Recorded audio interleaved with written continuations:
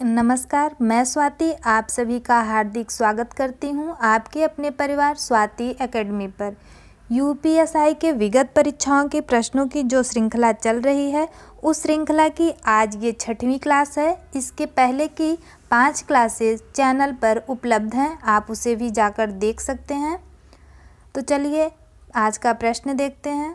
प्रश्न संख्या 1, मूर्धन्य अल्प प्राण अघोष व्यंजन वर्ण का उदाहरण कौन सा है? ए, प, बी, ई, सी, ट, डी, च। इसका उत्तर जो होगा वह होगा सी, ट। अल्प प्राण व्यंजन मूर्धन्य, क्योंकि इसका जो ट का उच्चारण स्थान है वह क्या है? मूर्धा। और अल्प प्राण में कौन से व्यंजन आते हैं? तो वर्ग का पहला, तीसरा, पांचवा वर्ण जो होता है वह अल्प प्राण में आता है। अघोष क्या होता है? अघोष वर्ग का पहला और दूसरा वर्ण अघोष में आता है। और महाप्राण में कौन से आते हैं? वर्ग का दूसरा और चौथा। और घोष में कौन से आते हैं? वर्ग का तीसरा, चौथा, पांचवा। ये क्या है? घोष वर्ण होंगे वर्ग का। और ये दूसरा और चौथा महाप्राण। तो यहाँ जो है ट जो है वर्ग का पहला वर्ण है और इसके वजह से ये जो है अल्प प्राण और अघोष मूर्धन्य वर्ण है। प्रश्न संख्या 2, गुरुजी योग सिखाएंगे इस वाक्य में क्रिया किस काल का बोध करा रही है? ए, अपूर्ण वर्तमान काल, बी, सामान्य भविष्यत काल, सी, सामान्य वर्तमान काल, डी, सामान्य भूतकाल। गुरुजी योग सिखाएंगे, इसमें जो होगा उत्तर वह होगा बी, सामान्य भविष्यत काल। क्रिया के जिस रूप से आने वाले समय में किसी कार्य के सामान्य रूप से होने का बोध हो उसे सामान्य भविष्यत काल कहते हैं। प्रश्न संख्या 3, महात्मा गांधी अंतर्राष्ट्रीय हिंदी विश्वविद्यालय की पत्रिका का नाम क्या है? महात्मा गांधी अंतर्राष्ट्रीय हिंदी विश्वविद्यालय की पत्रिका का नाम क्या है पूछा है? ए, गगनांचल, बी, बहुवचन, सी, भाषा, डी, गर्भनाल।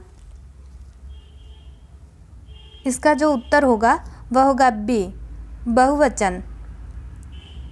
बहुवचन एक पत्रिका का नाम है जो कि महात्मा गांधी अंतर्राष्ट्रीय हिंदी विश्वविद्यालय से निकला था। प्रश्न संख्या 4, विस्मय किस रस का स्थायी भाव है? विस्मय का स्थायी भाव पूछा है। ए, करुण रस, बी, भयानक रस, सी, हास्य रस, डी, अद्भुत रस। इसका उत्तर क्या होगा? विस्मय का स्थायी भाव कौन सा है? इसका उत्तर होगा डी, अद्भुत। विस्मय का स्थायी भाव अद्भुत। और करुण रस का स्थायी भाव शोक। भयानक रस का भय। हास्य रस का हास।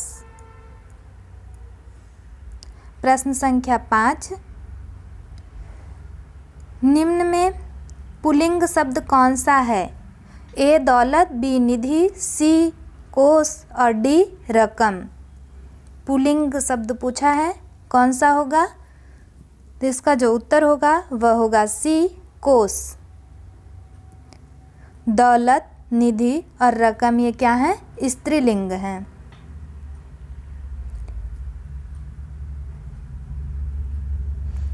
दौलत, निधि और रकम स्त्रीलिंग के शब्द हैं और जो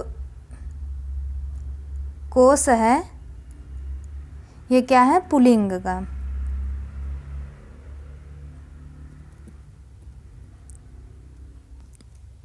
मगही किस राज्य में मगही किस राज्य में ज़्यादा बोली जाती है? मगही किस राज्य में ज़्यादा बोली जाती है? ए मध्य प्रदेश, बी राजस्थान, सी बिहार और डी हिमाचल प्रदेश। मगही किस राज्य की बोली है?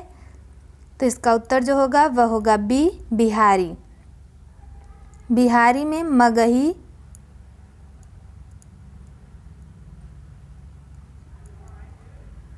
मैथिली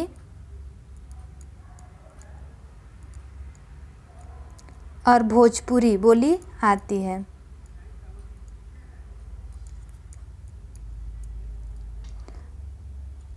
मध्य प्रदेश में बघेली, हिमाचल में क्या बोला जाता है? कुमाऊनी और गढ़वाली।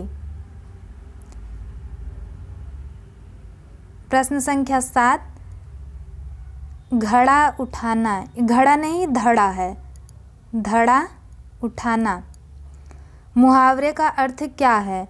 धक्का देना, बी तौलना, सी शब्द उत्पन्न करना, डी नष्ट करना। धड़ा उठाना मुहावरे का अर्थ पूछा है। इसका उत्तर क्या होगा? इसका उत्तर होगा बी तौलना। धड़ा उठाना मुहावरे का अर्थ है तौलना। प्रश्न संख्या 8, मेरा सारा दूध छोटी बिल्ली पी गई वाक्य में कितने पदबंध हैं? मेरा सारा दूध छोटी बिल्ली पी गई वाक्य में पदबंध पूछा है और कितने हैं? ए 2, बी 3 और सी जो है 1, डी 4। इसमें कितने पदबंध हैं? इसका उत्तर जो होगा वह होगा बी 3। मेरा सारा दूध छोटी बिल्ली पी गई, इसमें 3 पदबंध हैं कुल। वाक्य के उस भाग को जिसमें एक से अधिक पद परस्पर संबद्ध होकर अर्थ देते हैं किंतु पूरा अर्थ नहीं देते, उसे क्या कहते हैं? पदबंध कहते हैं। जैसे इसमें कह दे मेरा सारा दूध, तो इससे अर्थ स्पष्ट नहीं हो रहा है। छोटी बिल्ली और पी गई सब अलग अलग कर दें तो अर्थ पूर्णतः नहीं निकलेगा। तो जब सब इकट्ठा पढ़ेंगे तब अर्थ निकलेगा और इसमें 3 पदबंध हैं कुल। प्रश्न संख्या 9,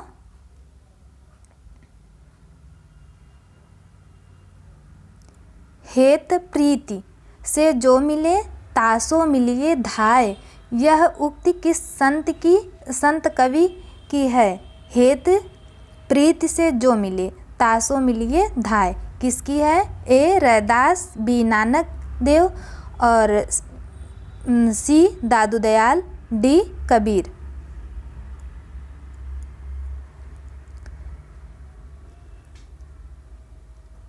इसका उत्तर होगा बी डी कबीर।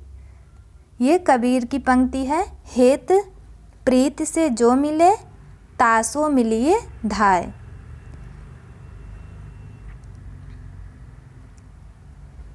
प्रश्न संख्या 10, सही वर्तनी वाला शब्द कौन सा है? ए आविष्कार, बी आविष्कार और सी आविष्कार, डी आविष्कार। सही वर्तनी वाला शब्द कौन सा है? इसका उत्तर होगा डी आविष्कार। प्रश्न संख्या 11, हिंदी साहित्य का आदिकाल किस आलोचक की कृति है? हिंदी साहित्य का आदिकाल किस आलोचक की कृति है? ए रामचंद्र शुक्ल, बी बाबू गुलाब राय, सी हजारी प्रसाद द्विवेदी, डी श्याम सुंदर दास। तो इसका जो उत्तर होगा वह होगा सी हजारी प्रसाद द्विवेदी। हिंदी साहित्य का आदिकाल हजारी प्रसाद द्विवेदी की कृति है। इनका एक और है हिंदी साहित्य का उद्भव एवं विकास और हिंदी साहित्य का उद्भव और विकास, इनकी एक कृति और है। प्रश्न संख्या 12,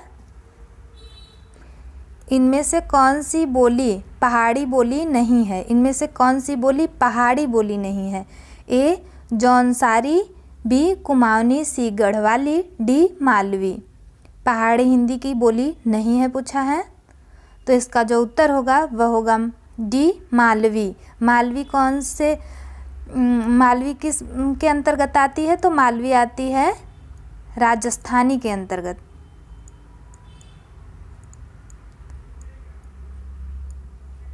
मालवी राजस्थानी के अंतर्गत आती है। राजस्थानी के अंतर्गत 4 बोलियां आती हैं, जयपुरी, मालवाड़ी, मालवी, मारवाड़ी और मेवाती। जौनसारी, कुमाऊनी, गढ़वाली ये पहाड़ी हिंदी के अंतर्गत आती हैं। प्रश्न संख्या 13, पंजाबी का विकास किससे हुआ है? ए पैसाची, बी मागधी, सी गढ़वाली, डी राजस्थानी। पंजाबी का विकास पूछा है, तो इसका जो उत्तर होगा वह होगा ए पैसाची। पंजाबी का विकास पैसाची से हुआ है। मागधी में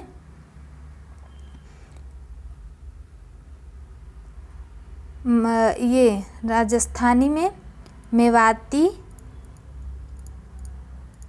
मारवाड़ी,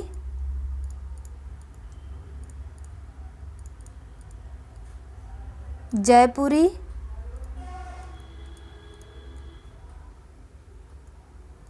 मालवी ये राजस्थानी के अंतर्गत, गढ़वाली और कुमाऊनी जो है पहाड़ी हिंदी के अंतर्गत, और मागधी जो है बिहारी हिंदी के अंतर्गत आती है। प्रश्न संख्या 14, मुझे छोटी बच्ची के लिए कुछ नए कपड़े खरीदने हैं। वाक्य में कौन सा शब्द कर्ता है? मुझे छोटी बच्ची के लिए कुछ नए कपड़े खरीदने हैं। इसमें कर्ता पूछा है, ए कपड़े, बी कुछ नए, सी छोटी बच्ची, डी मुझे। इसमें कर्ता कौन सा है पूछा है, तो इसका उत्तर जो होगा वह होगा डी। जो कार्य को करता है वही कर्ता होता है, तो यहाँ मुझे शब्द कर्ता के लिए प्रयुक्त हुआ है, तो इसमें मुझे शब्द क्या है? कर्ता है। प्रश्न संख्या 15, वासगृह शब्द का तद्भव रूप कौन सा है? वासगृह का तद्भव रूप ए बसेरा, बी गृहवास और सी आवास, डी घोंसला। वासगृह तत्सम है, इसका तद्भव बताना है।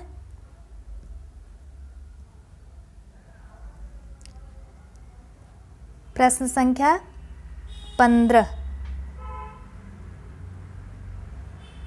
इसका जो उत्तर होगा वह होगा ए बसेरा। बसेरा इसका तद्भव है और वासगृह तत्सम है। प्रश्न संख्या 16, जो संविधान के अनुकूल न हो, इस वाक्य के लिए सही शब्द कौन सा है? जो संविधान के अनुकूल ना हो, ए संवैधानिक, बी राजनीतिक, सी असंवैधानिक, डी अराचक। इसका उत्तर जो होगा वह होगा सी असंवैधानिक। जो संविधान के अनुकूल ना हो उसके लिए असंवैधानिक शब्द है, और जो संविधान के अनुकूल हो उसके लिए कौन सा है? संवैधानिक। प्रश्न संख्या 16, 17,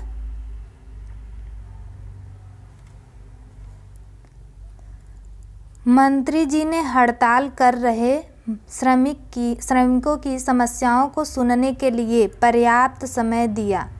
इस वाक्य में किस प्रकार के क्रिया विशेषण का प्रयोग हुआ है? मंत्री जी ने हड़ताल कर रहे श्रमिकों की समस्याओं को सुनने के लिए पर्याप्त समय दिया। इसके लिए कौन सा, इसमें किस प्रकार का क्रिया विशेषण है? तो इसका ऑप्शन जो है ए रीतिवाचक, बी कालवाचक, सी परिमाणवाचक, डी स्थानवाचक। इसमें कौन सा सही होगा? इसका उत्तर जो होगा वह होगा सी परिमाणवाचक। यहाँ पर्याप्त शब्द जो है उसमें क्या है, वो मात्रा का बोध करा रहा है, तो यहाँ क्या होगा, परिमाणवाचक होगा। रीतिवाचक में क्या होता है, तरीके का बोध होता है। क्रिया विशेष, इसमें जो है तरीका पता चलता है, किस तरीके से कार्य किया जा रहा है। स्थान में जगह या स्थान का बोध होता है। कालवाचक में समय का बोध होता है। और रीतिवाचक, यदि वाक्य में पता करना हो कि रीतिवाचक है तो उसमें क्या करते हैं, वाक्य से कैसे का प्रश्न पूछते हैं कि कैसे, राम कैसे खा रहा है, तो राम जल्दी जल्दी खा रहा है, तो क्या होगा, रीतिवाचक होगा। काल में कब पूछेंगे, वाक्य से कब करके प्रश्न करते हैं कि मोहन कब गया, तो मोहन सुबह गया, इसमें क्या है, कालवाचक है। परिमाणवाचक में कितना करके प्रश्न करते हैं, वाक्य से कितना करके, तो जैसे इसमें पूछ रहा है ना कि मंत्री जी ने हड़ताल कर रहे श्रमिकों की समस्याओं को सुनने के लिए पर्याप्त समय दिया, तो कितना समय दिया, पर्याप्त समय दिया, तो इसमें क्या है, परिमाणवाचक। स्थानवाचक वाक्य में पूछेंगे कहाँ, तो उसमें जो है जब उत्तर मिलेगा तो उसमें स्थानवाचक होगा। जैसे वह आगरा जा रहा था, तो वह कहाँ जा रहा था, तो स्थान का पता चल रहा है, वह आगरा जा रहा था। प्रश्न संख्या 17,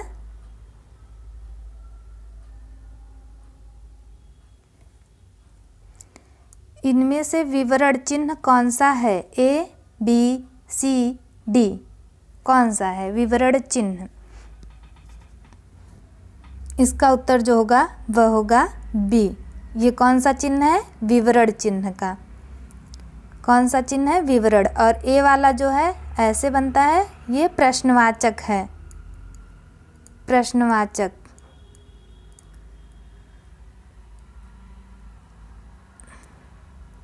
और ये तो एक संख्या दिया गया है 1, और ये जो है विस्मय बोधक चिन्ह है या संबोधन का चिन्ह है, संबोधन या विस्मय बोधक चिन्ह है। विवरण का चिन्ह ये है। प्रश्न संख्या 19, अलंकार शब्द में कौन सा उपसर्ग है, A अलम, B अल, C अ, D कार। अलंकार शब्द में कौन सा उपसर्ग है पूछा है, इसका उत्तर होगा A अलम। अलंकार दो शब्दों से मिलकर बना है, अलम और कार से। प्रश्न संख्या 20, वुहान किस देश में है, यह किस प्रकार का वाक्य है। वुहान किस देश में है, यह किस प्रकार का वाक्य है, A संकेतवाचक, B निषेधवाचक और C प्रश्नवाचक वाक्य, D विधानवाचक वाक्य। इसका उत्तर होगा C प्रश्नवाचक। यहाँ पूछा जा रहा है कि वुहान किस देश में है, और यहाँ निशान भी लगा है, प्रश्नवाचक चिन्ह लगे हैं, तो वुहान किस देश में है, यहाँ प्रश्न किया जा रहा है, इसलिए इसमें कौन सा वाक्य है, यह प्रश्नवाचक वाक्य है। प्रश्न संख्या 21, गणेश चतुर्थी से पूर्व शिल्पकार गणेश की मूर्तियाँ बनाने के लिए दिन रात काम करते हैं। इस वाक्य में दिन रात किस प्रकार का क्रिया विशेषण है, A स्थानवाचक क्रिया विशेषण, B रीतिवाचक क्रिया विशेषण, C परिमाणवाचक क्रिया विशेषण और D कालवाचक क्रिया विशेषण। इसका उत्तर जो होगा वह होगा D कालवाचक क्रिया विशेषण। इसमें क्या पूछा जा रहा है कि गणेश चतुर्थी से पूर्व शिल्पकार जो हैं गणेश की मूर्तियाँ बनाने के लिए दिन रात काम करते हैं, तो इसमें जो है दिन रात शब्द जो है समय के लिए आया है, काल के लिए आया है, इसलिए यहाँ कालवाचक क्रिया विशेषण है।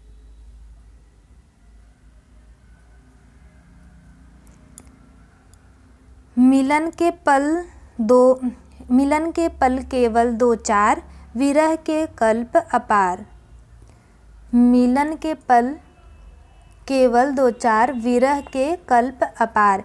यह उक्ति किस रचनाकार की है? ए सूर्यकांत त्रिपाठी निराला, बी सुमित्रानंदन पंत, सी महादेवी वर्मा, डी जयशंकर प्रसाद।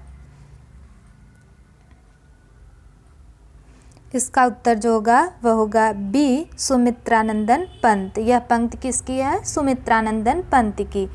मिलन के पल दो चार, विरह के कल्प अपार, सुमित्रानंदन पंत जी की पंक्ति है। प्रश्न संख्या 23, मेरी गोद में बिल्ली है कारक है, इस वाक्य में कौन सा? मेरी गोद में बिल्ली है, इस वाक्य में कारक पूछा है, कौन सा कारक है? ए अपादान कारक, बी कर्म कारक, सी संप्रदान कारक, डी अधिकरण कारक। इसका उत्तर जो होगा वह होगा डी अधिकरण कारक। मेरी गोद में बिल्ली है, इस वाक्य में अधिकरण कारक है क्योंकि बिल्ली कहाँ है? गोद में है। और अधिकरण कारक का चिन्ह क्या है? में, पर, ऊपर, ऊपर। बिल्ली कहाँ है? गोद में है, तो इसमें क्या है? अधिकरण कारक। संप्रदान कारक का चिन्ह क्या होगा? के लिए। जिसके लिए कुछ किया जाता है उसमें संप्रदान कारक होता है। कर्म का चिन्ह को। अपादान का चिन्ह क्या होगा? से। अलग के अर्थ में अपादान होता है, उसका चिन्ह जो है से है। मेरी गोद में बिल्ली है, बिल्ली का आधार क्या है? गोद है, तो गोद में जो है ये इसमें अधिकरण कारक है।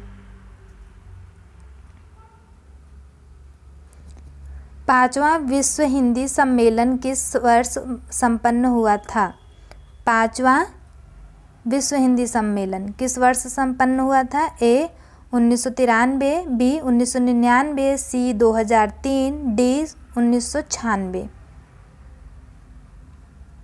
इसका उत्तर जो होगा वह होगा डी 1996। और कहाँ हुआ था ये? ये हुआ था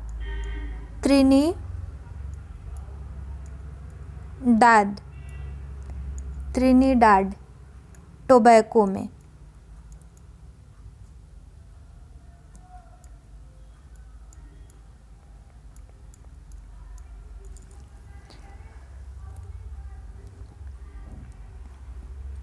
प्रश्न संख्या 25, इनमें से कौन सा शब्द केवट शब्द का अर्थ नहीं है? ए निपुण, बी धीवर, डी मांझी और सी मांझी, डी मल्लाह।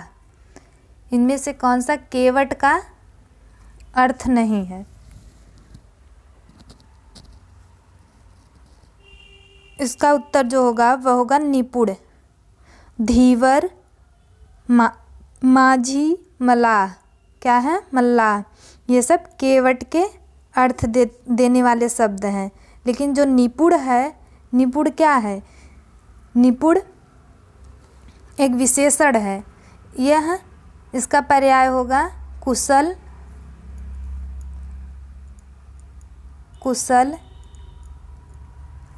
और चतुर, दक्ष, ये सब इसके अर्थ देने वाले हैं। किसके? निपुण के। बाकी धीवर, माझी, मल्लाह, केवट, ये केवट के अर्थ देने वाले हैं। प्रश्न संख्या 26, नेत्रहीन शब्द में कौन सा समास है? नेत्रहीन शब्द में समास पूछा है, कौन सा है? ए द्वंद्व, बी बहुव्रीहि, सी तत्पुरुष, डी अव्ययी भाव। इसमें कौन सा समास है नेत्रहीन में? तो इसका उत्तर जो होगा वह होगा सी, तत्पुरुष समास। तत्पुरुष समास में जो है नेत्रहीन में तत्पुरुष समास है। वह समास जिसमें उत्तर पद प्रधान होता है। उत्तर पद मतलब नेत्रहीन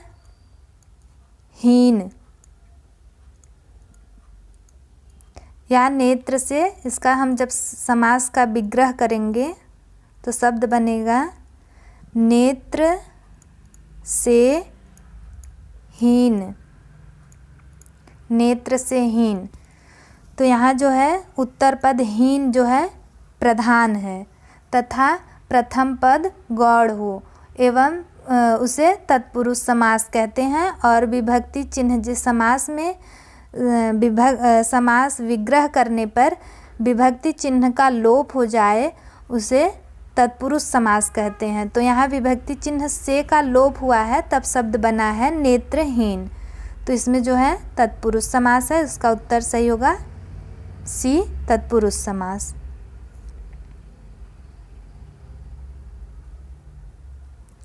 अच्छे नागरिक राष्ट्र हित में काम करते हैं। अच्छे नागरिक राष्ट्र हित में काम करते हैं। इस वाक्य में अच्छे किस प्रकार का विशेषण है? ए सार्वनामिक विशेषण, बी परिमाणवाचक विशेषण, सी संख्यावाचक विशेषण, डी गुणवाचक विशेषण। बी और सी। तो अच्छे नागरिक राष्ट्र हित में काम करते हैं, इसमें अच्छे जो शब्द है यह किस प्रकार का विशेषण है? इसका उत्तर होगा डी गुणवाचक विशेषण, क्योंकि यह गुण की विशेषता बता रही कि नागरिक कैसा है, अच्छे नागरिक हैं। तो अच्छे जो है यह एक गुण है, तो गुण की विशेषता बताई जा रही है।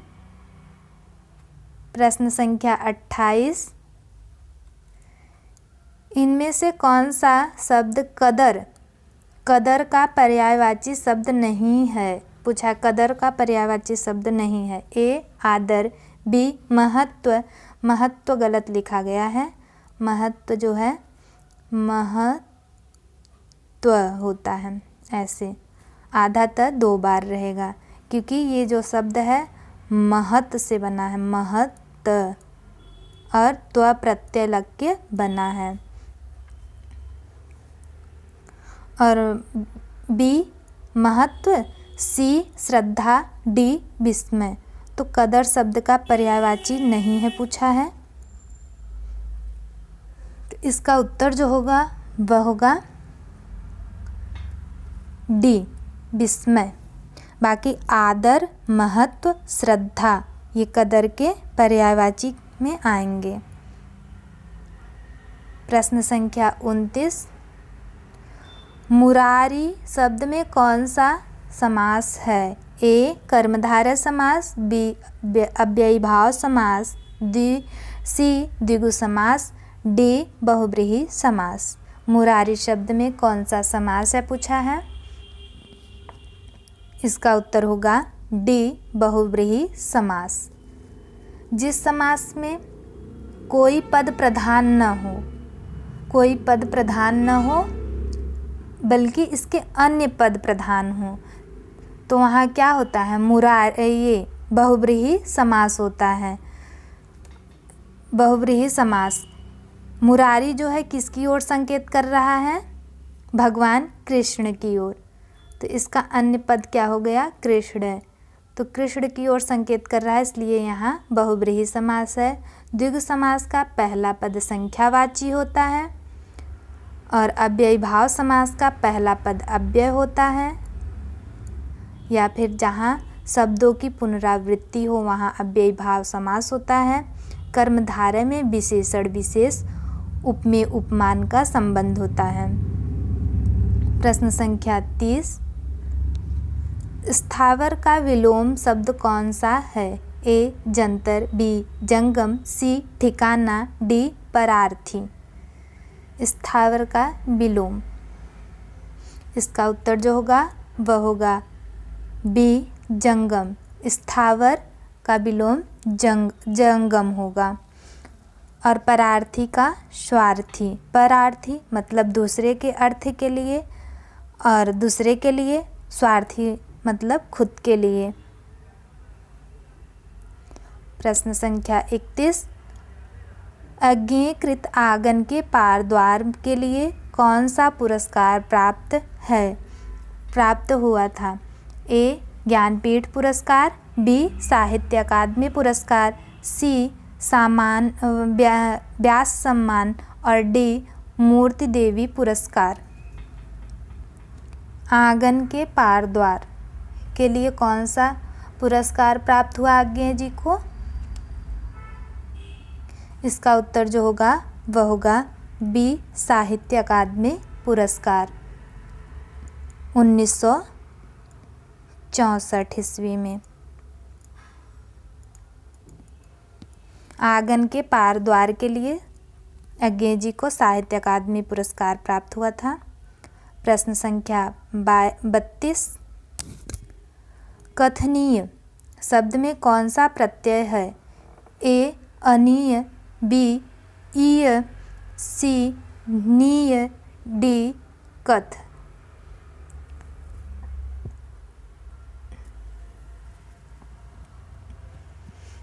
इसका जो उत्तर होगा वह होगा बी. कथनीय।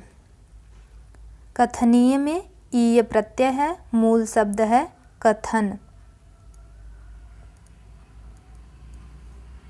धन ईय करेंगे तो बनेगा कथनीय। प्रश्न संख्या 33, नेकी का फूल बदी नेकी का फल है। नेकी का फल बदी।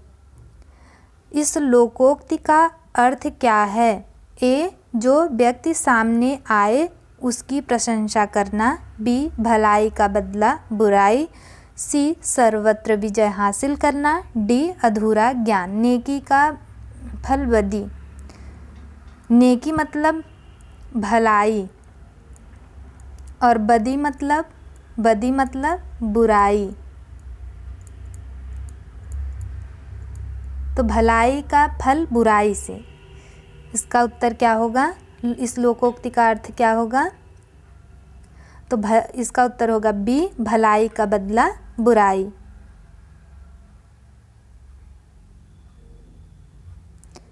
प्रश्न संख्या 34, पब्लिक इंटरेस्ट का हिंदी पर्याय कौन सा है?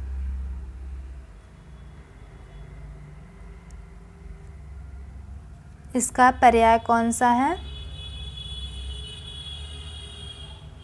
इसका उत्तर होगा डी. लोकहित। पब्लिक इंटरेस्ट का हिंदी लोकहित। प्रश्न संख्या 35, तितली के रचनाकार कौन है? ए. निराला, बी. जगदीश चंद्र माथुर, सी. जयशंकर प्रसाद, डी. महादेवी वर्मा। तितली की रचनाकार कौन है? तो इसका उत्तर जो होगा वह होगा सी. जयशंकर प्रसाद। तितली के रचनाकार जयशंकर प्रसाद। इनकी और रचनाएं हैं जैसे छाया, प्रेम पथिक,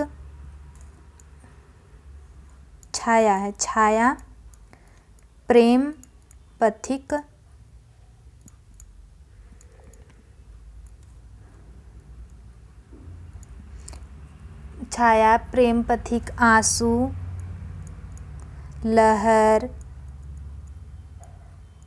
झरना।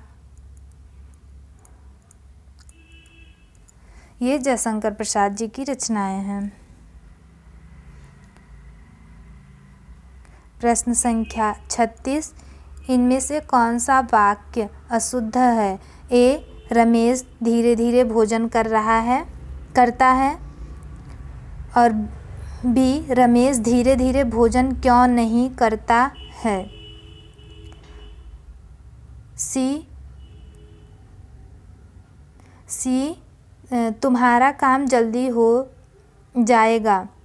डी मैं खाया हूँ, इसका शुद्ध अशुद्ध इसमें से कौन सा है चारों में से? इसका उत्तर होगा डी मैं खाया हूँ, ये अशुद्ध है। इसका शुद्ध क्या होगा? मैं खा चुका हूँ, मैं खा चुका हूँ। और रमेश धीरे धीरे भोजन करता है, सही है। रमेश धीरे धीरे भोजन क्यों नहीं कर रहा है, क्यों नहीं करता है, ये भी सही है। तुम्हारा काम जल्दी हो जाएगा, ये भी सही है। प्रश्न संख्या 37, देवर्षि का संधि विच्छेद कौन सा है? देव धन ऋषि, देव धन अर्षि, देव धन वर्षि, देवर धन ऋषि। देवर्षि का संधि विच्छेद कौन सा होगा? इसका उत्तर जो है वह होगा ए देव धन ऋषि। देवर्षि का संधि विच्छेद देव धन ऋषि। इसमें गुण संधि है। कौन सी संधि है? गुण संधि।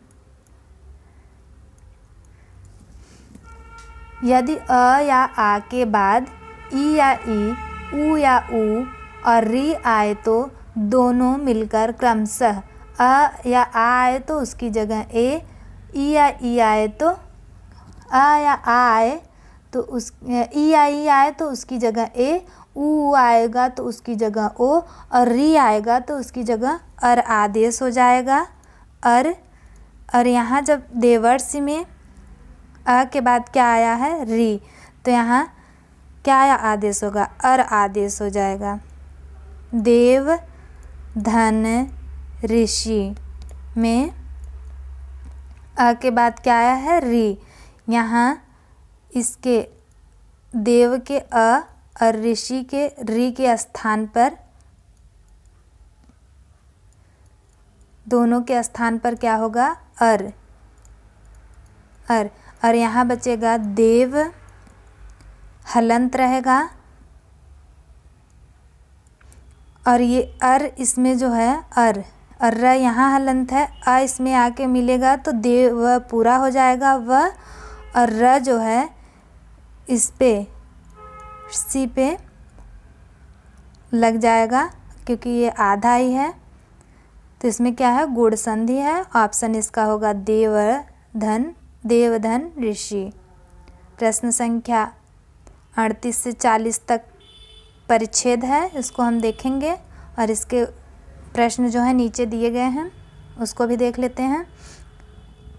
अनुमान है कि जीवमंडल में शैवाल, फंगस और काइयों से लेकर उच्च श्रेणियों के पौधों की संख्या 3.5 लाख जातियां हैं तथा एक कोश की प्राणी प्रोटोजोआ से लेकर मनुष्य तक 1 करोड़ 10 प्रकार की प्राणी जातियां इसमें सम्मिलित हैं। जीवमंडल इन सभी के लिए आवश्यक सामग्री जैसे प्रकाश, ताप, पानी, भोजन तथा आवास की व्यवस्था करता है और जीवमंडल में अनेक प्रकार के जैविक और भौतिक घटकों का संतुलन बहुत पहले से ही क्रियाशील रहा है। जीवन की इस निरंतरता के मूल्य में अन्य संबंधों का एक सुगठित तंत्र काम करता है। वायु, जल, मनुष्य, जीव जंतु, वनस्पति एवं प्लावक, मिट्टी और कीटाणु ये सब जीवन धारण प्रणाली में अदृश्य रूप से एक दूसरे से गुथे हुए हैं। यह व्यवस्था पर्यावरण कहलाती है। जो गुथे हुए हैं सब एक दूसरे से, ये व्यवस्था क्या कहलाती है? पर्यावरण।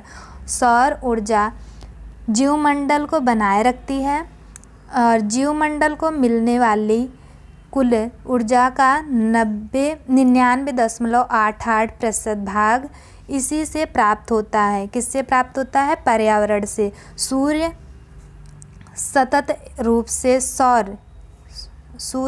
रूप से सौर ताप के रूप में अपनी ऊर्जा को उड़ेलता रहा है।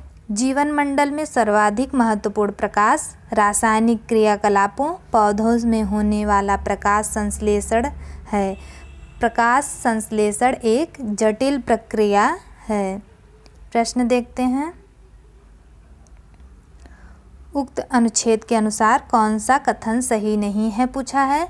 तो ए है, जीव मंडल में अनेक प्रकार के जैविक और भौतिक घटकों का संतुलन बहुत पहले से ही क्रियाशील है। बी, सौर ऊर्जा जीवमंडल को बनाए रखती है और जीवमंडल को मिलने वाली कुल ऊर्जा का 99.88% भाग इसी से प्राप्त होता है। जीवमंडल में शैवाल, फंगस और काइयों से लेकर उच्च श्रेणियों के पौधे की संख्या 3.5 लाख जातियां हैं। सूर्य सतत रूप से सौर ताप के रूप में अपनी ऊर्जा उड़ेलता रहता है। तो इसमें पूछा है कौन सा कथन सही नहीं है। इसका जो उत्तर होगा वह होगा सी, जीवमंडल में शैवाल, फंगस और काइयों से लेकर उच्च श्रेणियों के पौधों की संख्या 3.5 लाख जातियां हैं। प्रश्न संख्या 38 का सी। प्रश्न संख्या 39, जीवन धारण प्रणाली में अदृश्य रूप से एक दूसरे से कौन कौन गुथे हुए हैं। जल, वायु, मनुष्य और जीवाणु। बी, जलवायु, मनुष्य, जीव जंतु और जीवाणु। सी, जलवायु, प्लावक एवं मिट्टी। डी, वायु, जल, मनुष्य, जीव जंतु, वनस्पति एवं प्लावक, मिट्टी और जीवाणु से सब। जीवाणु सब, ये सब क्या हैं, एक दूसरे से अदृश्य रूप से बंधे हुए हैं। तो इसका उत्तर जो होगा वह होगा डी सही है। प्रश्न संख्या 40, वायु, जल, मनुष्य, जीव जंतु, वनस्पति एवं प्लावक, मिट्टी और जीवाणु, ये सब जीवन धारण प्रणाली में अदृश्य रूप से एक दूसरे में गुथे हुए हैं। इस व्यवस्था को क्या कहते हैं। तो जो एक दूसरे में सब गुथे हुए हैं इसको क्या कहते हैं। इसके लिए देखते हैं ऑप्शन ए पर्यावरण है, बी है प्रकाश संश्लेषण, सी है जीवमंडल और डी है रासायनिक क्रियाकलाप। तो जो जल, वायु, मनुष्य, जीव जंतु, वनस्पति एवं प्लावक, मिट्टी और जीवाणु, ये सब जीवन धारण प्रणाली में अदृश्य रूप से एक दूसरे से गुथे हुए हैं। इसके लिए जो व्यवस्था है उसको क्या कहते हैं, पर्यावरण। इसका ऑप्शन सही होगा ए 40 का पर्यावरण। इसी के साथ 40 प्रश्न समाप्त होते हैं। धन्यवाद।